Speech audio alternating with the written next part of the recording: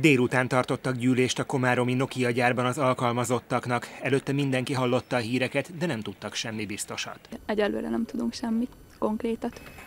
Hogy mennyit, meg hogyan, azt csak most fogjuk megtudni. Végül kiderült, a 4400 alkalmazottból 2300-at küldenek el idén. 2050 fizikai és 250 szellemi alkalmazottat.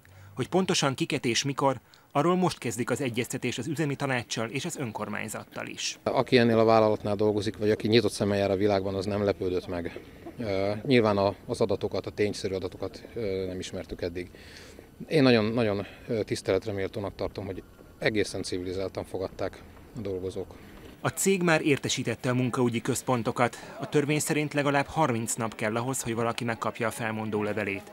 Az elbocsátások viszont nem csak a Nokiát érintik. Itt nem csak a Nokiáról van szó, hanem a hozzá kapcsolódó vállalkozásoknak sem tudjuk, hogy ez milyen hatással lesz, akik a Nokiának a beszállítói, illetve az ipari parkot üzemeltetők, itt gondolok, akik a munkásokat viszik busszal, gondolok az étkeztetésre, őrzésvédelemre, egészen biztos, hogy egy tovább gyűrűző hatással lesz a környékünkön. A Nokia kommunikációs vezetője az MTI-nek azt mondta, a gyár továbbra is a vállalat ellátási láncának fontos része marad.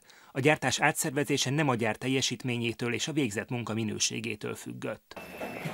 A Nokia az egyik legnagyobb magyarországi vállalat, évértékelőjén Orbán Viktor is pozitív példaként említette. Hogy azokat a külföldi befektetőket, akik tisztes haszon ellenében a magyaroknak munkahelyeket és a magyar emberek munkájával értéket teremtenek, mint az Audi, a Mercedes, a Huawei, a Nokia, a Bosch vagy éppen az Opel, azokat igenis üdvözölni kell és meg kell tartanunk.